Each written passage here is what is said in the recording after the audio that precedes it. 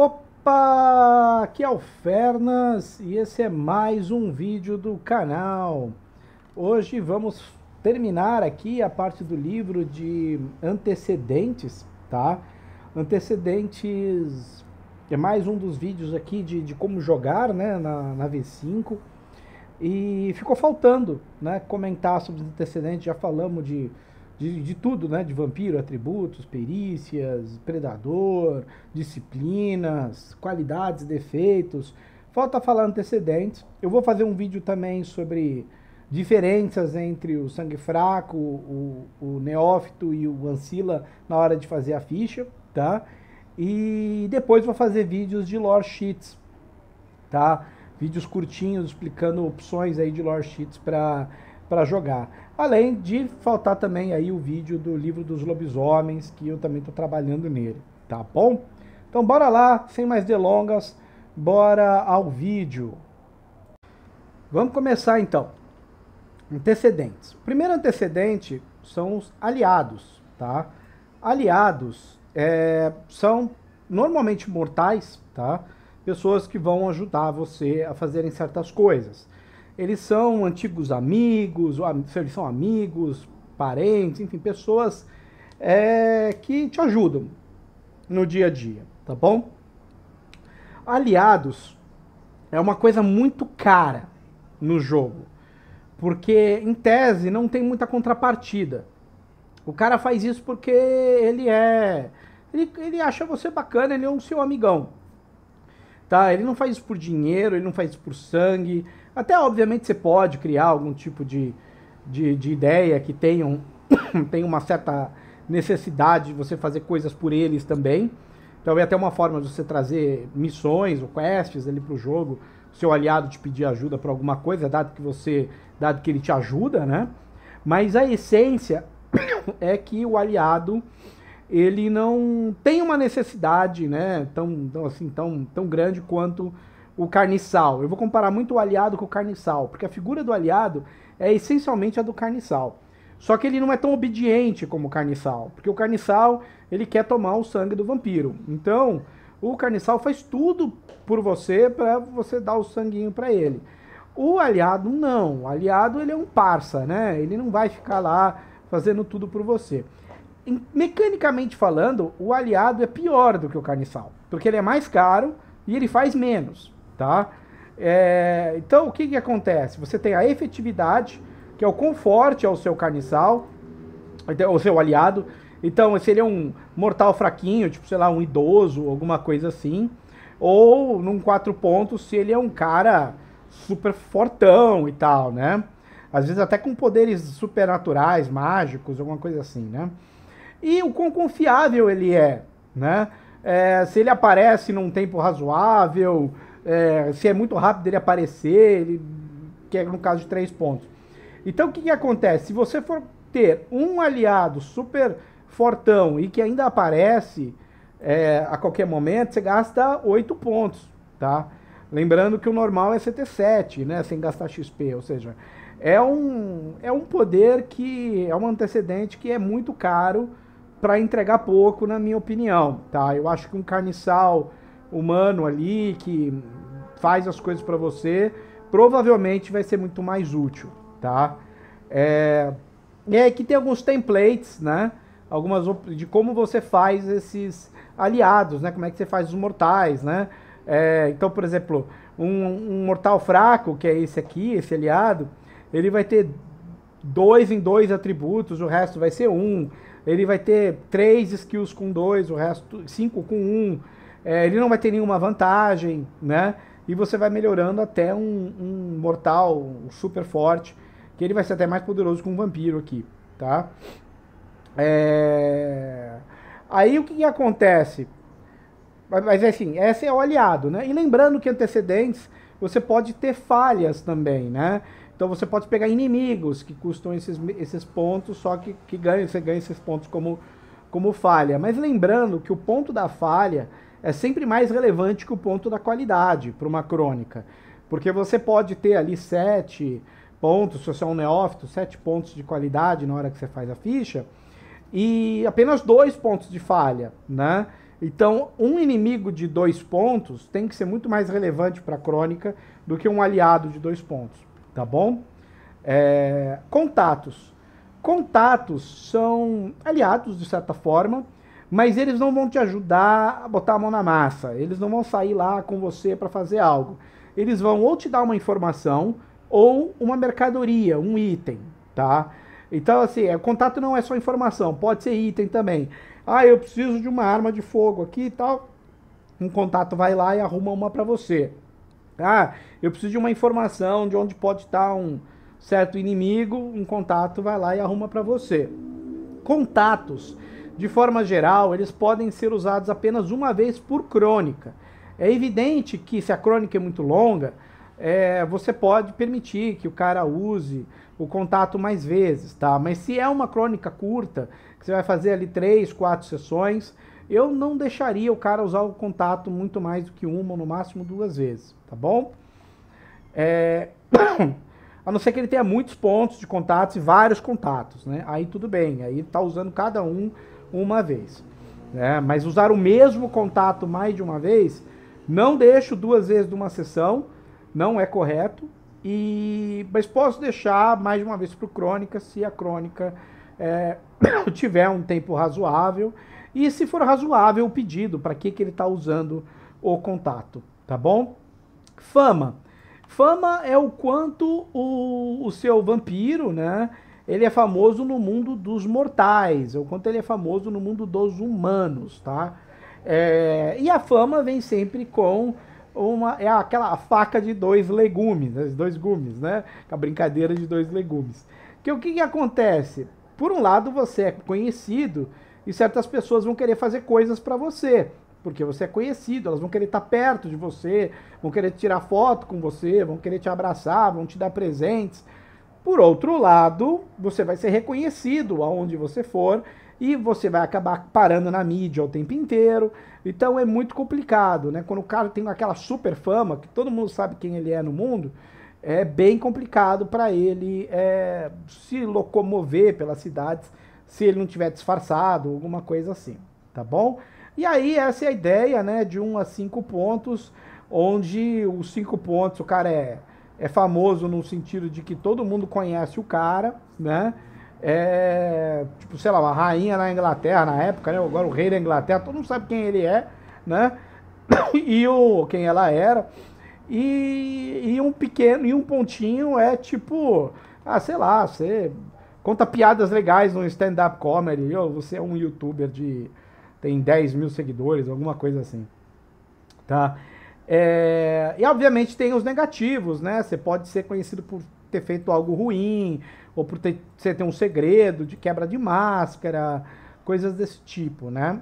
Você pode dever dinheiro, coisas desse tipo. Aí a influência é um pouco diferente da fama, que a fama ela te dá um monte de gente que te conhece e que eventualmente quer fazer coisas por você. Mas a influência, ela é de fato poder, leia como poder. Então, para cada ponto de influência, você tem um poder maior sobre uma determinada região, um determinado grupo de pessoas. Então, por exemplo, você tem influência num partido político. Então, aquele partido político, se estiver eleito, alguma coisa assim, vai tentar aprovar alguma lei que você queira que seja aprovada, entendeu? Vai fazer um projeto de lei que simpatiza com o que você gostaria. Se você tem uma influência em, sei lá, um bar, então o cara do bar vai sempre te deixar uma mesa lá para você, vai um espaço para você fazer suas coisas e ficar tranquilo lá. Então, ou seja, influência é isso, né? É ter esse poder para poder fazer essas coisas em algum lugar. Um ponto pequeno é um estabelecimento, um grupo de pessoas. Muitos pontos você tem uma influência mais maciça aí, tá? E você também pode ter o negativo, né? Como que as pessoas odeiam você, ou elas não gostam de você, ou elas odeiam, e coisas do tipo, tá? Refúgio. Refúgio é o tipo de antecedente que eu gosto de usar no círculo, tá? Não individualmente, né? Porque a V5 ela traz muito isso de você ter basicamente o refúgio e o domínio sendo 2 antecedentes que você pode compartilhar com o seu círculo. Porque eles são muito caros para você comprar só como seu personagem.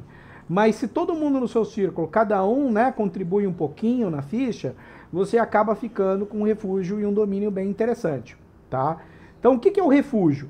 O refúgio é o lugar onde você vai passar o seu dia, porque afinal o vampiro vai dormir durante o dia, né? E à noite ele vai chegar lá, ele pode fazer alguma coisa, tal, lá no refúgio dele, e ele vai sair para caçar, e etc. Mas durante o dia que ele vai estar nanando, ele vai estar nesse refúgio e é para ser um lugar seguro. Se você não bota nenhum ponto em refúgio, tem até uma falha aqui que é sem refúgio, né? No haven, é um problema, né? É um problema grave que você não tem aonde se esconder quando o sol vier, né? Você vai acabar ficando em hotéis, motéis, casa dos outros, né? Que é o problema maior do, como é que fala? Do Ravnus, né? O Ravnus tem essa maldição de que ele acaba não podendo ter um refúgio, né? Então tem que ficar quicando lá entre vários lugares, né? Então é realmente complicado, tá? É bem complicado isso. E aí você pode ter falhas no seu refúgio, como ele ter sido comprometido, as pessoas sabem onde ele pode ser esquisito, né? Creepy, ou seja, uma coisa meio de, como se fosse uma casa de um psicopata, aquelas coisas todas, né? Ele pode ser amaldiçoado, né? Você tem um fantasma lá vivendo no seu refúgio. Eu coloquei essa condição na Crônica dos Caçadores, né? O refúgio deles tinha um fantasma lá. Então, e aí isso é legal, porque cria pontos de história para você avançar na crônica usando os fantasmas, né? Então a Crônica Fantasmas do Passado, no refúgio dos caçadores tinha um fantasminha lá, né? Um fantasminha camarada. Mas você pode ter coisas positivas, como por exemplo, ter ali um armário, ali, um closet, né? Um lugar separado ali que você tem um monte de armamento ali, colete, armas de fogo, coisas desse tipo. Você pode ter uma cela para prender alguém, deixar alguém preso lá para interrogar. Você pode ter vigias que protegem o seu refúgio ali por fora. Você pode ter um laboratório para fazer experimentos no seu refúgio. Pode ter uma biblioteca. Ele pode estar num local bem escondido, bem protegido, pode ser difícil de se chegar lá para quem não conhece o caminho. Ele pode ser luxuoso, né? O que é ótimo para vampiros de Ventru, Toreador, que adoram estar em lugares confortáveis, né? Ele pode ter segurança, ele pode ter um local para fazer procedimentos médicos, né? De cirurgias. Ele pode ter até proteções mágicas, sobrenaturais, ou seja, tem um monte de coisa que o seu refúgio pode ter. E aí, cada um custa um ponto. Então, para você ter um super refúgio, é natural que você use os pontos do seu grupo, né? E não só um cara vai lá e faz um mega refúgio, porque senão ele não vai ter ponto para fazer o personagem dele, né? Rebanho. Rebanho é o quanto você tem de mortais ali que estão dispostos a deixar você morder eles e beber o sangue deles, tá? Não é muito comum, né, você conseguir, porque os mortais normalmente, quando descobrem que existem vampiros, dá um monte de problema e tal, mas você ter um rebanho, alguns que se comportam, não quebram a máscara, e eles vão lá e se oferecem para você, né, então esse é o famoso rebanho. Não confunda o rebanho com um carniçal, tá? O rebanho, ele não é um carniçal, ele não vai fazer as coisas para você se você pedir, tá? Lógico, depende do que você está pedindo, mas de forma geral o rebanho ele não faz as coisas para você, ele só está lá buscando a sua mordida, tá? E aí dependendo do número de pontos que você coloca, você consegue aí várias pessoas de rebanho, né? Aí você tem o lore sheet. O lore sheet é um monte de exemplos que tem nos livros que são qualidades que você pode comprar como se fossem antecedentes, e vai normalmente de 1 a 5 pontos, né? Eu vou fazer vídeos separados para várias lore sheets, para enriquecendo aqui o canal. Máscara. Máscara, a ideia é você ter uma dupla personalidade, uma dupla identidade, né? Para você se proteger, principalmente contra a Segunda Inquisição. Ela é muito útil para você não ser caçado à torto e direita pela Segunda Inquisição. Tanto é que uma das falhas é ser um non-blank blood, que é a Segunda Inquisição reconheceu você e tá te caçando, né? E aí, por fim, por mais 2 ainda que faltam, o Maula. O Maula é o mentor, tá? Maula é aquele antecedente do mentor. E o mentor é um kindred que vai ajudar você a seguir os passos aí do mundo das trevas, né? Do mundo aí da Camarilla ou dos anarquistas. O grande problema do Maula é, conforme você upa ele, ele vai ser mais poderoso, mais influente, mas ele também vai ter mais inimigos. Então ele é de novo uma faca de dois legumes, né? Ele é o cara que, se você bota muito ponto nele, ele eventualmente pode ser até o príncipe da cidade, mas o príncipe da cidade tá cheio de inimigos, então esses inimigos vão ser seus inimigos também, tá bom? Tem recursos, né? Ainda faltou alguns ainda.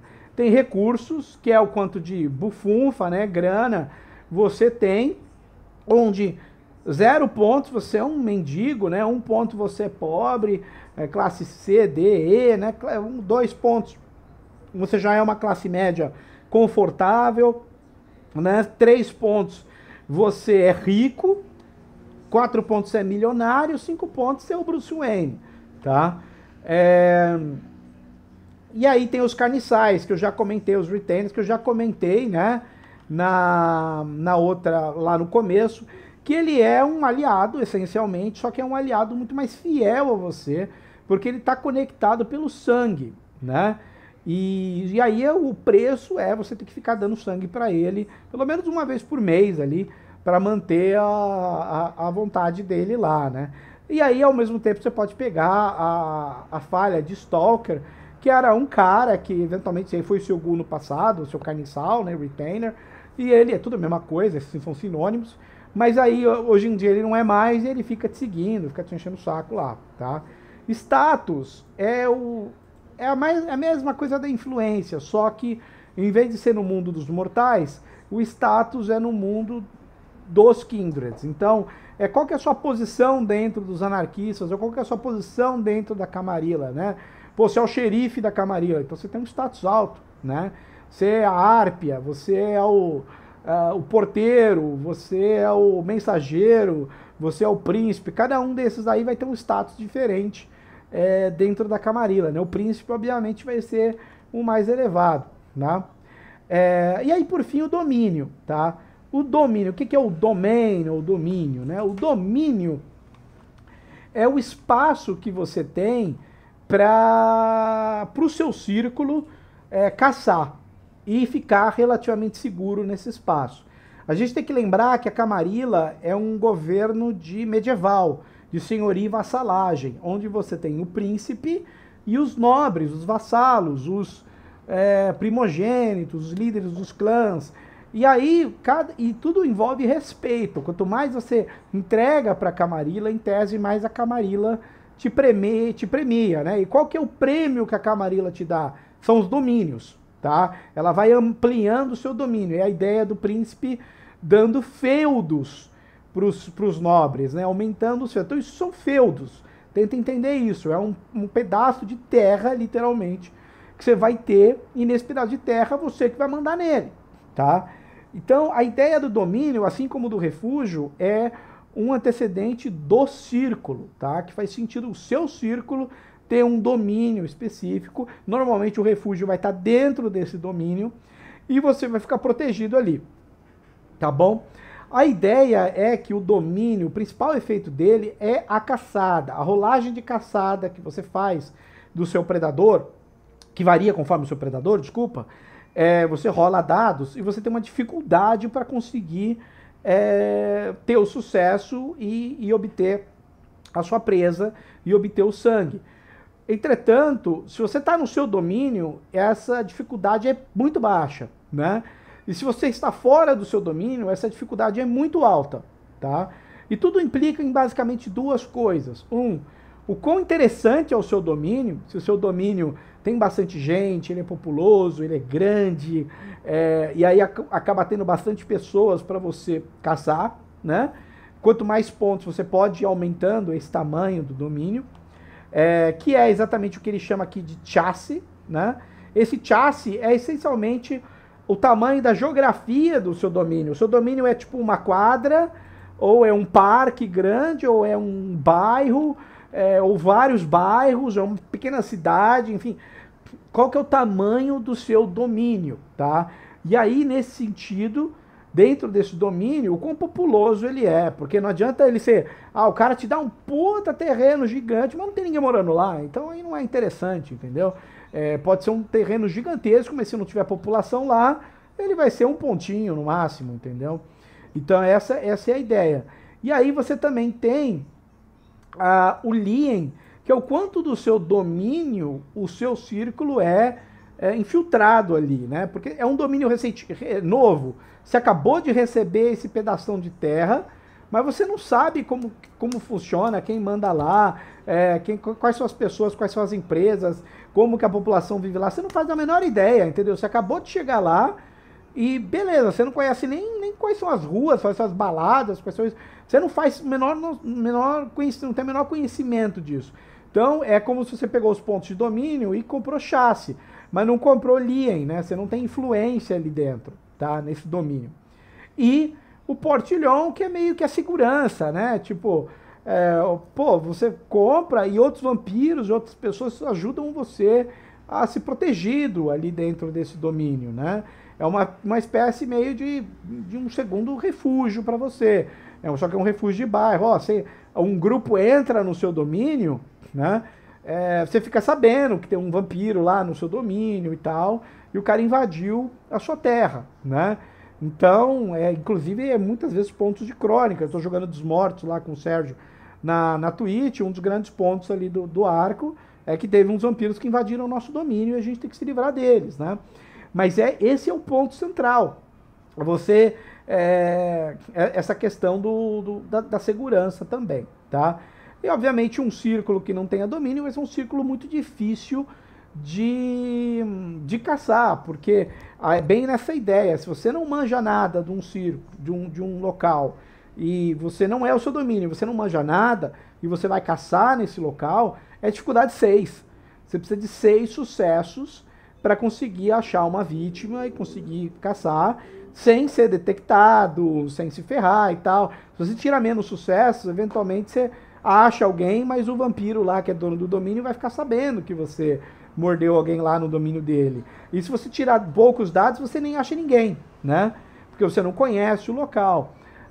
Então, muito da dificuldade vai isso, vai de 1 a 6, dependendo do quanto você conhece o local, e se o domínio é seu ou não, tá? E com seguro, etc. Tudo isso afeta o seu domínio, principalmente a rolagem de caçada, mas também a segurança do seu círculo de estar ali no domínio, tá? Então são essas 3 variáveis, os 3 pilares que montam o domínio, e faz muito sentido o círculo botar ali pontos, cada um botar um pouquinho, para você chegarem num domínio legal. Se você tem um círculo de 4 personagens, e cada um botar 2 pontos de domínio e 2 pontos de refúgio, vocês estão consumindo 4 pontos dos seus antecedentes, lá dos 7, mas então ainda tem 3 para o resto, digamos assim, mas vocês vão ter um super domínio e um super refúgio, né? Porque cada um vai ter 8 pontos. Então, às vezes, 1 ponto cada um, aí já dá um domínio legal, já dá 4 pontos de domínio, já é um domínio decente, já é um refúgio decente com 4 pontos, e vocês ainda têm ali 6 pontos para mexer seus personagens, né? Você não precisa sacrificar um personagem todo para fazer isso. Então é isso, gente. Aí agora ficou faltando fazer vídeos sobre lore sheets, fazer vídeos sobre as diferenças aí de sangue fraco, ancila e neófito, e fazer o vídeo dos lobisomens, tá bom? Então é isso aí, eu espero que vocês tenham gostado do vídeo. Um grande abraço e não se percam na noite. Tchau, tchau.